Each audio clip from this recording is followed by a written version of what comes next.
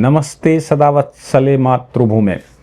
एक ऐसा विषय जो आम आदमी से जुड़ा हुआ है और आम आदमी से इतना खतरनाक जुड़ा हुआ है कि हर एक व्यक्ति जब घर के बाहर निकलता है तो वो उसके दिमाग में ये बात आती ज़रूर है। ज़मीनी हकीकत है, दर्द है उसमें, लेकिन वो किससे कहे। आज ऑनरेबल सुप्रीम कोर्ट ने एक आम आदमी के दर्द को सुना है। मैं समझता हूं इससे पहले भी ऑनरेबल सुप्रीम कोर्ट, तमाम हाई कोर्ट इस तरह के ऑर्डर करते रहे। खासतौर से 1985 से लेकर अभी तक ये होता रहा, लेकिन आज सुप्रीम कोर्ट ने विषय को आर्टिकल 19, आर्टिकल 21 के साथ जोड़कर, मुझे लगता है हर एक वो व्यक्ति जो जमीन पर चलता है, जो फुटपाथ पर चलता है, उसको अधिकार दिया है। आप सोचिए, आप सोच कर देखिए कि रोजमर्रा के जीवन से सीधा जुड़ा हुआ विषय और कोई एड्रेस करने को तैयार नहीं। हमारी सरकारें, सरकारी योजनाएं, यानी कि अर्बन प्लानिंग, हमेशा से उद्देश्य तो यही रहा, लेकिन किया। मान लीजिए, मान लीजिए आप अपने घर से बाहर निकलते हैं, आपके पास कोई चमचमाती कार या बाइक नहीं है, आप बस पैदल सड़क पार करना चाहते हैं, सड़क पर चलकर कहीं पहुंचना चाहते हैं, फुटपाथ पर चलना चाहते हैं, लेकिन आपको फुटपाथ मिलता ही नहीं है। क्यों नहीं मिलता? क्योंकि या तो फुटपाथ उन लोगों ने कवर करके रखा है जो 4 बीवियां 14 बच्चे करते हैं, घर खरीदने की हैसियत नहीं होती, दुकान बनाने की हैसियत नहीं होती, और ऊपर वाले ने बच्चे दिए हैं तो फैमिली प्लानिंग की जरूरत नहीं होती। लेकिन ये धरती तो सारी हमारी है, तो कहां बैठे? हर उस जगह पर बैठे जहां पर वो बैठ सकते हैं। देश भर के फुटपाथ कवर कर लिए, पंचर की दुकान खोल ली, ऑटोमोबाइल की दुकान खोल ली, रेड़ी पटरी की दुकानें खोल ली, कुछ भी रखकर बेचने लगे, और वो लाखों करोड़ों रुपए खर्च करके एक फैमिली प्लानिंग करने वाला व्यक्ति जो पैसा बचाता है, 2 बच्चे पैदा करता है, अब तो 3 की आवश्यकता है, 1 बच्चा पैदा करता है, और वो वहां अपनी एक दुकान खोलता है कि आगे का भविष्य संभालेंगे। लेकिन उसकी दुकान के बगल में ही एक फुटपाथ जाता है, और उस फुटपाथ पर दूसरा व्यक्ति, क्योंकि उसको किराया नहीं देना, उसको कोई व्यवस्था नहीं देनी और उसको कोई टैक्स नहीं देना, वो सामान लाता है और वहां बेचता है। अगर शॉप पर वो 200 रुपए की बिकती है तो वो 50 रुपए का बेचता है। ये जो फैमिली प्लानिंग करने वाला व्यक्ति है, जिसने लाखों करोड़ों रुपया बचाकर, बच्चे कम पैदा कर उनको अच्छी परवरिश और शिक्षा देकर दुकान खोली, उसकी दुकान तो चलने से रही, तो इस परवरिश का फायदा क्या होगा? आज उस विषय को ऑनरेबल सुप्रीम कोर्ट ने एड्रेस किया है। आप सोचिए कि इस विषय पर दूसरी बात यह आती है कि फुटपाथ बनी है चलने के लिए, लेकिन वहां रेड़ी पटरी के अलावा अगर जहां खाली है वहां बाइक वाले घुस जाते हैं। अगर खाली पड़ी है तो लोग किनारे बाइकें लगा देते हैं, कारें खड़ी करते हैं, ट्रक ठेला खड़े करते हैं, वो ई रिक्शा ले आए हैं तो ई रिक्शा वहां खड़ा करते हैं, रिक्शे खड़े कर देते हैं, ऑटो खड़े कर देते हैं, ट्रांसपोर्ट व्हीकल खड़े कर देते हैं, क्योंकि सड़क तो अपनी है, गैराज के लिए पैसे कहां हैं, क्योंकि हम तो 14 भाई हैं। इन सभी बातों को आज फंडामेंटल राइट के माध्यम से ऑनरेबल सुप्रीम कोर्ट ने एड्रेस किया है, और मैं समझता हूं ये जजमेंट पूरे देश में बहुत बड़ा तहलका मचाने वाला है।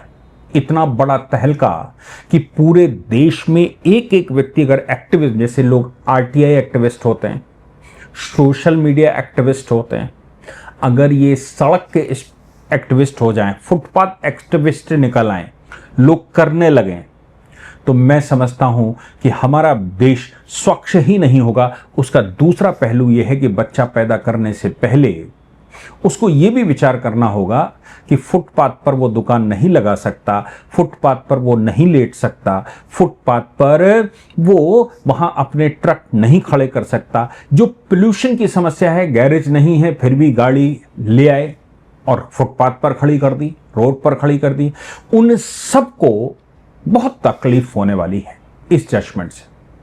मैं बात कर रहा हूं ऑनरेबल सुप्रीम कोर्ट के जजमेंट की। हालांकि इससे पहले बहुत सारे जजमेंट भी आ चुके हैं, जैसे ओल्गा टेलिस का जजमेंट आया था, 1985 का जजमेंट है, स्टेट ऑफ महाराष्ट्र का है।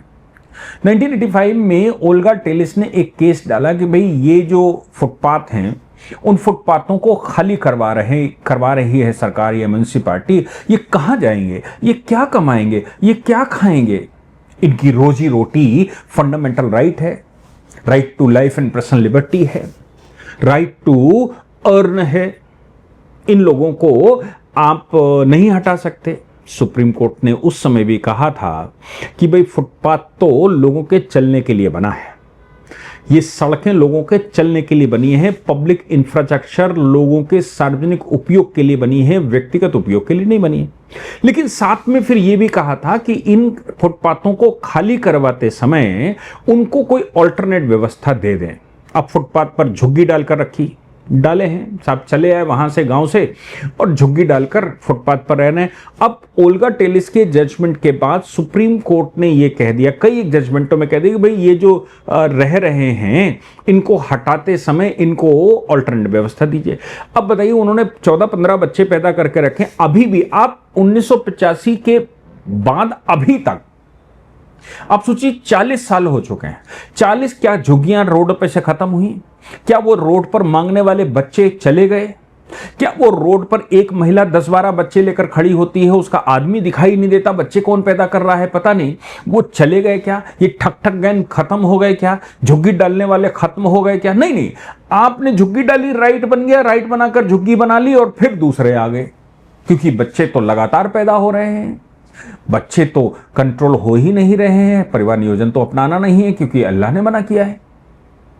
ऐसी परिस्थिति में सुप्रीम कोर्ट का यह जजमेंट आना अपने आप में बता रहा है कि सुप्रीम कोर्ट कैसे सोचता है। ओल्गा टेलिस के बाद भी कई जजमेंट आए। अभी मुंबई हाई कोर्ट ने बड़ी सख्त तरीके से वहां म्युनिसिपल कॉरपोरेशन को कहा कि सब अधिकारियों की मिला भगत से यह होता है। मैं सुप्रीम कोर्ट के जजमेंट पर आऊंगा, ये मैं पुरानी बात बता रहा हूं। अभी 2 महीने पहले भी मैंने उसको एक्सप्लेन किया था। इससे इस भीड़ में कौन कहां से आया है, उसकी आइडेंटिटी क्या है, क्या आपको मालूम है? म्युनिसिपल कॉर्पोरेशन से पूछा कि आपको मालूम है? जब म्युनिसिपल कॉर्पोरेशन वाले जाते हैं तो वो, जिसको कमेटी जनरली कहा जाता है, वो जाते हैं, वो भाग जाते हैं, फिर वो चले गए, फिर आ गए। सुप्रीम हाई कोर्ट कहता है कि बिना पुलिस और बिना म्युनिसिपैलिटी के सहयोग के ये दोबारा नहीं आ सकते। ये जो तुम कार्रवाई करते हो, ये खाली पुली की कार्रवाई करते हो, जाते हो फोटो खींच कर लाते हो और लगा लेते हो कि हम कार्रवाई कराए। वहां दोबारा दूसरे दिन कैसे आ जाते हैं लोग बिना पुलिस के? और उनकी आइडेंटिफिकेशन कहां है? उसमें रोहिंग्या कितने हैं, बांग्लादेशी कितने हैं, विदेशी कितने हैं, उसमें कितने लोग ऐसे हैं जो आतंकी ग्रुप के हैं? आपने क्या उनका कोई ऑर्डर बनाया? क्या उनका आइडेंटिफिकेशन किया? एक भी ड्वेलर ऐसा नहीं होना चाहिए जिसका आइडेंटिफिकेशन सरकार के पास ना हो, एनडीएमसी के पास, ये म्युनिसिपल कॉर्पोरेशन के पास ना हो। मुंबई हाई कोर्ट ने ऑर्डर किया पीछे। आज सुप्रीम कोर्ट ने कहा right to life and personal liberty fundamental right है। कोई भी व्यक्ति जो फुटपाथ पर चलना चाहता है, बड़ी बड़ी गाड़ियां हॉन्क करके उसको कहती हैं कि तुम साइड हटो, मुझे जाना है, और फिर स्लो करके ये भी कहता है दिखता नहीं है बड़ी गाड़ी आ रही है। बाइक वाला चाहता है कि वो फुटपाथ पर चले और वो कहता है कि तुम साइड से चलो, जबकि राइट तो फुटपाथ का आम आदमी का है। आम आदमी जॉगिंग करना चाहता है, आम आदमी घूमना चाहता है, आम आदमी चलना चाहता है, आम आदमी वाहन नहीं करना चाहता। स्वास्थ्य के लिए भी ये आवश्यक है और इकोनॉमी के लिए भी आवश्यक है, लेकिन कौन सुने? सुप्रीम कोर्ट ने आज कहा कि ये एक right to path is a fundamental right. और मजे की बात यह है कि ये एमबी एक्ट के तहत जजमेंट नहीं आया, मोटर व्हीकल एक्ट के तहत जजमेंट नहीं आया। मोटर व्हीकल एक्ट का मतलब है जो सड़क पर मोटरें चलती हैं उनका लेजिस्लेशन, ये उसका जजमेंट नहीं है। ये कॉन्स्टिट्यूशन के article 19(1)(g), article 19(1)(b), article 19(1)(c) और आर्टिकल 21 के तहत ऑनरेबल सुप्रीम कोर्ट के 2 जजेस की बेंच ने आज इसको फंडामेंटल राइट क्रिएट कर दिया। फिर उन्होंने कहा कि आर्टिकल 32, आर्टिकल 226 के तहत कोई भी व्यक्ति अगर उसका फुटपाथ भरा हुआ है, अगर उसके फुटपाथ को खाली नहीं किया जा रहा है, उसका फुटपाथ अलग से चिन्हित नहीं किया गया है। सपोज कहीं फुटपाथ बना ही नहीं है, रोड बनी हुई है, फुटपाथ बना ही नहीं, तो जहां फुटपाथ नहीं बना है वहां पर उसको राइट बनता है कि वो कोर्ट में रिट दाखिल कर दे, और कोर्ट में रिट दाखिल करके वो क्लेम करे कि यहां पर फुटपाथ बनाया जाए। और ऐसा कोई भी व्यक्ति जिसका ये क्लेम है उसको कॉम्पनसेट भी करे सरकार। कॉम्पनसेट करने का मतलब यह आता है कि उसने जो इतनी मेहनत करी, उसने जो मुकदमा फाइल किया, उसने डेटा कलेक्ट किया होगा, उसने कम्युनिकेशन किया होगा, वो सारी फाइल जब बनी होगी तो उसका कोई धन खर्च हुआ होगा, तो उसको कॉम्पनसेट भी करे।